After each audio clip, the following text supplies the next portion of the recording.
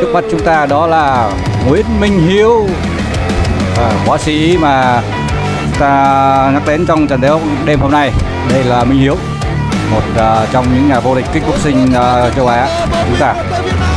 Đây là trận đấu anh thi đấu chuyên nghiệp ở giải Kun Khmer, một giải đấu của Campuchia. Đối thủ ngày hôm nay của Minh Hiếu đó là một võ sĩ còn rất trẻ, mới 18 tuổi của đất nước Campuchia, khả năng đôi là một thần đồng Kun Khmer. Võ sĩ No Van Thong, tên nó cũng hơi khó đọc. Đây là võ sĩ 18 tuổi của Campuchia,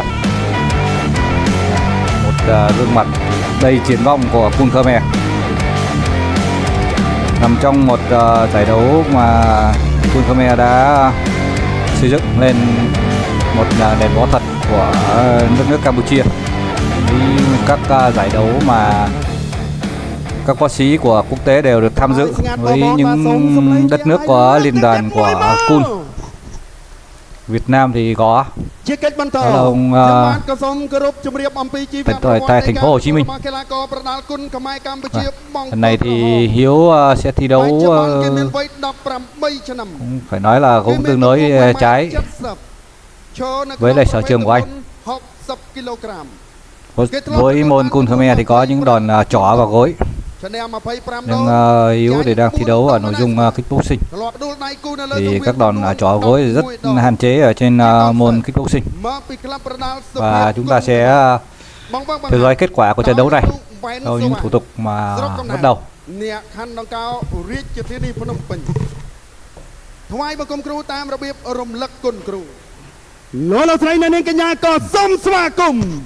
mà chắc sai cơ bát môi rít trái Kun Khmer No Van Thong. Rất đông các khán giả đã đi theo dõi trận đấu này, giải đấu mà tổ chức vào thứ Bảy và Chủ nhật hàng tuần. Trước mắt chúng ta đó là Minh Hiếu, 23 tuổi, cao 1m72, 60, và huấn luyện viên đó là ông Đặng Văn Quang phía đứng sau.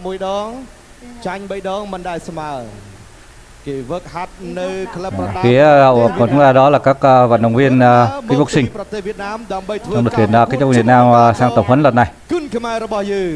và giao lưu trong một trận đấu ở đây.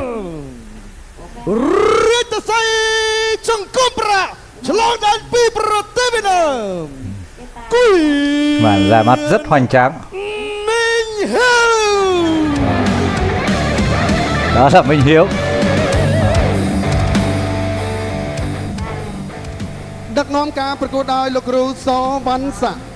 Trọng tài thì là của đất nước Campuchia. Trọng tài rất công bằng. Trận đấu giữa hai võ sĩ No Van Thong và Minh Hiếu, 18 tuổi đấu 23 tuổi, cũng đều là các võ sĩ trẻ, hạng cân 60 kg.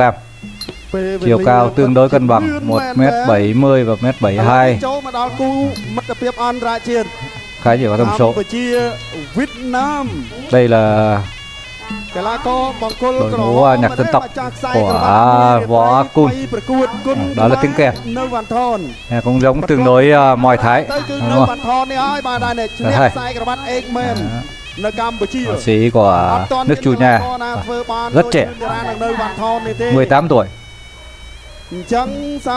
Đây là Minh Hiếu, một trong những võ sĩ mà có thành tích thi đấu hết sức ấn tượng. Có những trao đổi với huấn luyện viên Đặng Văn Quang.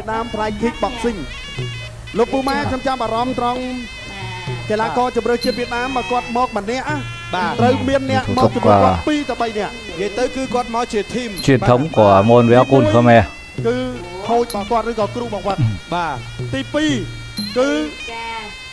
Và những màn chào đài rất màu sắc.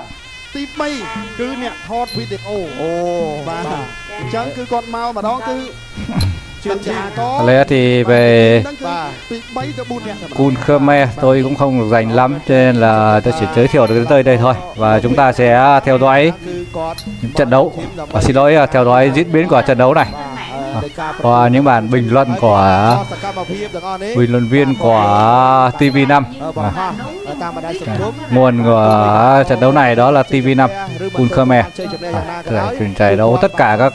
đêm đấu Kun Khmer trong những ngày thứ bảy chủ nhật. Đây là trong thành phần của đội tuyển Việt Nam đây. Cho mình các bạn. Có kẻ là ông Đạo Hồ Thanh Liêm, một những người tâm huyết của kickboxing Việt Nam. Như vậy thì đây là những như vậy thì bắt đầu những dàn dò của trọng tài. Không biết Minh Hiếu có biết tiếng Campuchia không? Chắc là cũng hiểu thôi. Vì đó là các ký hiệu và luật thì khi thi đấu đều nắm được hết. Dinh oan của Kun rất màu sắc. Dinh gái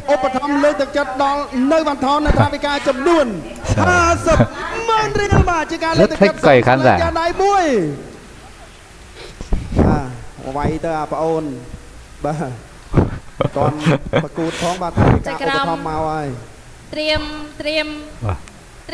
Đấy là dân Campuchia cũng rất đam mê võ thuật rồi. Bù kín các khán đài của chúng ta. Xin lỗi, khán đài thi đấu. Đấu hiệp đấu thứ nhất bắt đầu. Minh Hiếu trong trang phục giáp sạch, còn Quang Tham trong trang phục giáp màu đỏ. តតមកជើងកាត់តឡាចផ្លឹបពីនៅវ៉ាន់ថនហនុមានហោប្រកាន់ពីកីឡាករវៀតណាម 1 2 ណាអូអូយតតម្នាក់មកជើងបេះមកដៃតតមកជើងអូយ1បាទអាយយជំរឿចិត្តវៀតណាមនេះគឺល្អ4ចូលមកគឺ5វាយយក6អាយយមានរឿងត្រូវនិយាយគ្នាបាត់ហើយបាទតាំងស្មារតីបានលឿនប៉ះដៃមួយបោះជង្គង់មួយតតជើងក្រៅមួយបោះជង្គង់មួយទៀតអូនោះមានរឿងໃຫญ่គ្នាហើយបោះជង្គង់3ម្ដាយ2 4ដៃបោះជង្គង់1 2 បុកជង្គង់យកបោះជង្គង់ចូលពេញដកឃ្លាចេញទៅបោះជង្គង់មួយទៀតអាយសូមសម្រេចផ្ទះដៃមួយបាទអាយបាទយកមកហើយកសបាទលោកអាញាកណ្ដាលថាគម្រត់បែកខ្នងប្រកួតបន្តបាទមកប្រកួតបន្តដារ៉េចមួយបោះជង្គង់ចូលពេញទៅហើយម៉ាត់ម្ដាយ2ដៃ3ដៃលុបសងវិញពីនៅវ៉ាន់ថនបោះជង្គង់ចូលចាប់បាទសុំពេលដកឃ្លានតិចសិនបាទអីយយតានតឹងហើយបាននៅស្រីពៅឲ្យឈរលេងនឹងហើយបាទមីងរបស់នៅបានថនតោះជើងក្រៅមួយអើយបាទលុបម្ដាយ2ដៃបោះជង្គង់ទៅអូបាទមានរឿងត្រូវយាយគ្នាហើយបាទមានរឿងត្រូវយាយគ្នាឲ្យតតមកជើងធាក់ចេញនៅបានថនប៉ានឹងមីងហ៊ីវតតជើងក្រៅមួយប៉ាំងវេតាមជើងវាយម្ដាយពីនៅវ៉ាន់ថនបោះជង្គង់វាយម្ដាយ2ដៃរៀងដនតិចនៅវ៉ាន់ថនចាញ់អីឬក៏មីងហ៊ីវអ្នកចាញ់បោះជង្គង់លុបម្ដាយបោះជង្គង់ទៀតហើយបដូរកណ្ដាប់ដៃអូយយបាទលោកញ៉ាក្រាសបានសាក់ចាប់ញ៉ាចេញសិនអូយបាទគេល្អដៃយើងល្អតតមកជើងរៀងដកឃ្លានតិចតតជើងក្រោមពីនៅវ៉ាន់ថនតតជើងក្រោមទៀតពីនៅវ៉ាន់ថននោះតតជើងក្រោមទៀតវាយម្ដាយតតមកជើងទៀត2បាទមីងហ៊ីវតតមកជើងពីមីងហ៊ីវតតជើងក្រោមពីនៅវ៉ាន់ថនចាញ់អីដកឃ្លាសិនបោះជង្គង់លុបម្ដាយចូលពេញអូយចាញ់ឲ្យចប់ទឹកទី1ហើយ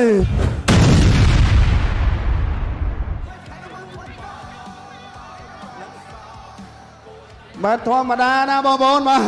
ជម្រើសជាតិវៀតណាមមង្គលខៀវនេះគឺម្ចាស់មេដាយមាសព្រឹត្តិការណ៍ Asian Kickboxing Championship បាទនៅក្នុងឆ្នាំ2024ដែលកម្ពុជាធ្វើជាម្ចាស់ផ្ទះហ្នឹងឯងបាទចឹងបានដៃធ្ងន់ណាស់អូបាទម៉ាត់នៅវ៉ាន់ថនម៉ាំងខ្ទប់នៅហ្នឹងបាទណែទាត់មួយជើងអូយបាទជក់ចិត្តដិតអារម្មណ៍មែនតើបាទល្អមើលបាទសម្រាប់គូនេះបាទអាចនិយាយមកថាអែមបាទអែមចឹងចាំមើលបន្តទៀតមើលបាទយ៉ាងម៉េចយ៉ាងម៉ាដែរបាទអរគុណណាស់នេះមើលរូបភាពយឺតបាទព្យាយាមនៅក្នុងការបាទបោះជង្គង់កាត់ខ្លីៗមួយដែររបស់នៅវ៉ាន់ថងបាទអូល្អណាស់បាទកំដាប់ដីគាត់ចេញលឿនល្អនៅមកដៃឯងបាទងើយទាត់ជើងក្រោមចតុលមួយងើបឡើងមកវិញអូព្យាយាមនៅក្នុងការដើរចូលវាយលើផ្ទៃមុខរបស់បាទនៅវ៉ាន់ថងទាញបួងជង្គង់អូយណែមិនសរសើរមិនបានបាទសូមស្រូទះដៃមួយទៀតមកបងបាទសូមតែងតិចចប់ទឹកអត់បងប្អូនក្រៅចប់ទឹកអត់បានគុនខ្មែរគឺអន្តរជាតិទី4ទឹកទី2រ៉ាន់ឈឺទឹកទី2រ៉ាន់ឈឺបង្គោលក្រហមនៅវ៉ាន់ថនកម្ពុជាបង្គោលខៀវកវៀនមីងហ៊ីវបើពីប្រទេសវៀតណាមទាត់ស្ដាំមួយពីមីងហ៊ីវទាត់សងវិញពីរជើងថែមបានម្ដាយពីវ៉ាន់ថនសងវិញទាត់ឆ្វេងស្ដាំមីងហ៊ីវអាយយទឹកទី1ក៏ក្រៅមែនតើបើជើងទៅអាយយបាទចំកន្លែងឈឺបាទបកុលសបាទបន្តការប្រកួតបានជាបន្តទៀតប្រកួតបន្តអធិស្ឋានអូល្អណាស់បាទការប្រកួតនេះយោមួយរៀងប្រយ័ត្នដូចគ្នាណាទាំងពីរបាទតាប្រហែសម្នាក់ចូលដៃម្នាក់ចូលជើងទាត់ជើងក្រោមមួយពីវ៉ាន់ថងទាត់កប់មួយស្ដាំពីមេហ៊ីវមកដៃទៀតយោបាទបែកទឹកខ្ចាយ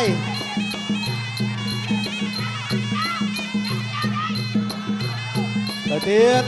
មកដៃពីរដៃកន្លែងនេះទាត់មួយទៅពីមេហ៊ីវអោគ្រាជាបន្តចាក់ជង្គង់មួយពីវ៉ាន់ថងលោកអាញាកដាសវត្តស័កធ្វើការបំបីបាទដល់ការប្រកួតបងប្អូនទស្សនិកជនអង្គុយលេងជាប់នឹងកៅអីហើយមកជើងឆ្វេងពីវ៉ាន់ថងធាក់ស្លាមមួយចេញលោកក៏ដាក់ទៅពីមេហ៊ីវដួលអត់អីល្អិលទឹកងើបឡើងវិញបន្តទៀតតែគូនេះក៏ក្រើកមែនទែនលើសង្វៀនដាក់អ្នកចាំមកគុនខ្មែរលើមួយធាក់ចេញទាត់កាប់ស្ដាំមួយពីមេហ៊ីវតែជើងក្រៅមួយបុកជង្គង់មកថែមម្ដាយទៀតទាត់កាត់សងវិញពីមេហ៊ីវដូចគ្នាណែបុកជង្គង់មួយពីវ៉ាន់ថងទាត់ជើងឆ្វេងមួយពីវ៉ាន់ថងអូយណែអ្នកចេញមួយចលើមួយចេញអីទៀតទាត់ស្ដាប់មួយទាត់ជើងក្រៅមកអើយអូយណែលោកឆ្វេងពីមេហ៊ីវល្អដៃបានមកចាស់មេដៃមាស Asian King Boxing 2024បាទកីឡាករបង្គោលខៀវហើយប៉ះគ្នាជួននឹងមកចាស់ខ្សែក្រវ៉ាត់មួយឬត្រី3ប្រកួតនៅវ៉ាន់ថនទាត់ឆ្វេងពីវ៉ាន់ថនណែគូនេះក៏ក្រើកមែនតើហើយផ្ញើរូបភាពជូនដល់ពុកម៉ែបងប្អូនទស្សនានៅគេអាឋានទាំងអស់គ្នាលោកឆ្វេងមួយគេចផុតពីវ៉ាន់ថនអាយ៉ាយ៉ាងណាទៅទៀតអូបាទលោកអាយ៉ាកដាសវត្តស័កក៏មានបន្តិចជាមួយនឹងអ្នកឲ្យទឹកបាទខាងកីឡាករវៀតណាមបន្តការប្រកួតទៀតសូមស្រូតតែដៃមួយទៀតបងប្អូនអ្នកចេញពីវ៉ាន់ថនអាយ៉ាចូលកន្លែងនេះមួយទៅទៀតទាត់ម្ដាយទាត់ថែមជើងម្ដាយទៀតពីវ៉ាន់ថនអូយណែទាត់កាប់មួយពីរៀងវិញហ៊ីវទាត់ជើងក្រៅមួយពីវ៉ាន់ថនធាក់ចេញពីមីងហ៊ីវទាត់ជើងក្រៅពីវ៉ាន់ថនមកជើងដល់ចូលញួរធាក់ចេញពួងម្ដាយពីរដៃអាយ៉ាកិច្ចផុតមិនជាបញ្ហាចាប់ទឹកទី2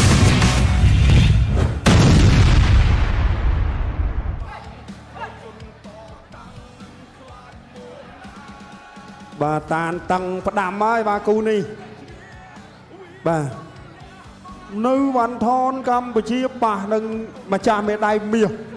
វៀតណាម Kick Boxing បាត់ទាត់មកជើងកាត់តឡាចរវងប្រច័ណ្ឌពីកីឡាករវៀតណាមមីងហ៊ីវធាក់ចេញពីនៅវ៉ាន់ថនមើលទៅកីឡាករវៀតណាមនេះធំបាទគាត់ប្រកែកធ្វើគីឡូ ទាត់មកជើងលុបមកដៃពីនៅវ៉ាន់ថនល្អមែនតើនៅវ៉ាន់ថនខ្ញុំសង្កេតឃើញគាត់រៀងខ្សោយបាទខ្សោយមុខតិចបាទបើសិនគាត់ពង្រឹងតិចគឺល្អបាទនេះ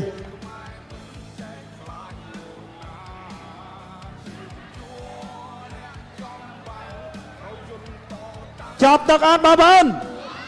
ចាប់ទឹកអត់បាទសុំសម្លេងទៀតដៃមួយបាទបដូរហើយបាទគូនេះអ្នកទឹកចង្ក្រៅដាស់អ្នកចម្បាំងកុនខ្មែរគឺអន្តរជាតិទី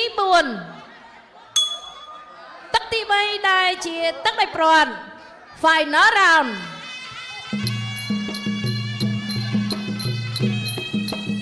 បាទទឹកទី3ជាទឹកកាត់សេចក្តីហើយពុកម៉ែបងប្អូនវាយម្ដាយបេះម្ដាយទៀតពីនៅវ៉ាន់ថនមីងហ៊ីវដើរចូលទាត់ម៉ាត់ទាត់ពីនៅវ៉ាន់ថនបោះជង្គង់ពីនៅវ៉ាន់ថននោះចូលវាយហើយបាទកីឡាករវៀតណាមទាត់មកជើងចេញអីមីងហ៊ីវទាត់មកជើងលុបម្ដាយវាយម្ដាយផុតបោះជង្គង់កាត់មួយចូលល្អមែនតើពីនៅវ៉ាន់ថនធាក់ចេញពីនៅវ៉ាន់ថនឈូសមកជើងពីកីឡាករមីងហ៊ីវទាត់ជើងក្រៅមួយផ្លាច់ពីនៅវ៉ាន់ថនទាត់កាត់គល់រំជួយម៉ែកពីមីងហ៊ីវទាត់មកជើងពីនៅវ៉ាន់ថនបាទយកដៃតោងខ្សែសង្វៀនទាត់អត់ឲ្យយកដៃទៅតោងខ្សែសង្វៀនឲ្យទាត់ដៃគូទេបន្តការប្រកួតចេញអីទាត់ជើងក្រៅមួយទៀតពីនៅវ៉ាន់ថនទាត់មកជើងអូយបាទចំប្រដាប់ការពារលន់ស្នូផកសបាទនៅពីមុខតុកអ្នកអត្ថាធិប្បាយតែម្ដងនេះបាទអ្នកទស្សនាអង្គុយលេងនឹងហើយបាទគូនេះបាទលោកអាញាកដាសវណ្ណស័កប្រាប់ហើយថាទាត់ឲ្យរៀងលើតិចបើថាចុះក្រោមតិចដើរចូលពីមីងហ៊ីវទាត់មកជើងពីនៅវ៉ាន់ថនទាត់មកជើងសងទាត់ជើងក្រោមទួដាច់ចំហនៅវ៉ាន់ថនបាទកីឡាករមីងហ៊ីវដើរចូលបំបីម្ដាយផុតពីនៅវ៉ាន់ថនប៉ះដៃដរិចទាត់កាត់មួយពីនៅវ៉ាន់ថនដកឃ្លៀសិនដកឃ្លៀបន្តិចដេផ្លាសេឆ្វេងស្ដាំបោះជង្គង់មួយពីនៅវ៉ាន់ថនបោះជង្គង់មួយពី3ដៃចូលចាប់មីងហ៊ីវធ្វើឲ្យចាញ់ទេអត់ចាញ់ទេលោកអាញាកណ្ដាលសវណ្ណស័កចាប់ញ៉ៃចាញ់សិន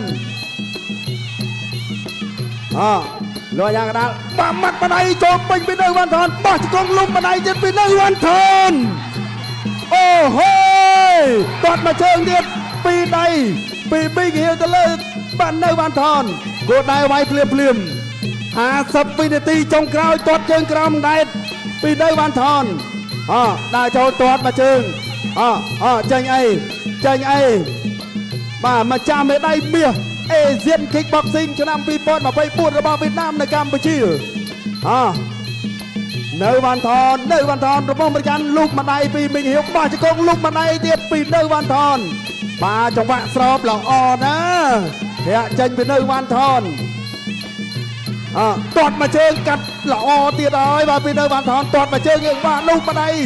ពីនៅវ៉ាន់ថននោះមីងហ៊ីវដើរចូលពីមីងហ៊ីវបោះជង្គង់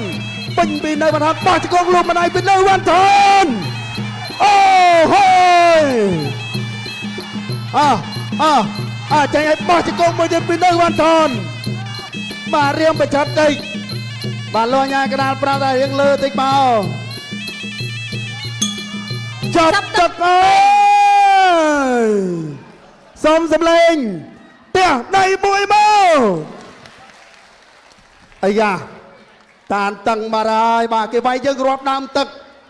តែការប្រកួតនេះគឺជក់ចិត្តដិតអារម្មណ៍មែនតើបាទជក់ចិត្តណាស់បាទយ៉ាងម៉េចយ៉ាងម៉ាទេបងប្អូនបាទគូនេះបាទចាំមើលរូបភាពយឺតបន្តិចបាទនិយាយវាថាជាតិមែនតើបាទអែមហួសបាទគូនេះឥឡូវចាំមើលសិនរូបភាពយឺតមកណាបាទ slow motion មកណា លុងម្ដាយពីរដៃទាត់កាត់លុកម្ដាយម្នាក់បែកទឹកខ្ចាយរៀងខ្លួនបាទលុកម្ដាយផុតពីរដៃបោះជង្គង់លុកម្ដាយឆ្វេងពីនៅវ៉ាន់ថនទាត់ទៅនេះរៀងកលតឡោកដេចទាត់មកកង់ស្មងគ្នាទាត់កាត់មួយទាត់កាត់តឡាយទៅវិញទាត់បាទផ្ដាច់ចន្ទុលល្អណាស់ពីនៅវ៉ាន់ថនទាត់មកជើងត្រង់នេះចងាប់ចងល់តិចលោកអាញាកណាសក៏ថាចាប់ភាកច្រើននៅវ៉ាន់ថនគាត់បោះជង្គង់វែងហើយគាត់លុកអាឆ្វេងទៅតាមអូ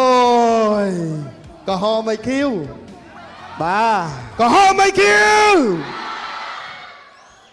បាទសុំមួយទៀតមើលបាទក៏ហមមិនឃីវអាយ៉ា បាទមង្គលក្រហមសុំសម្លេងទាំងដៃមួយ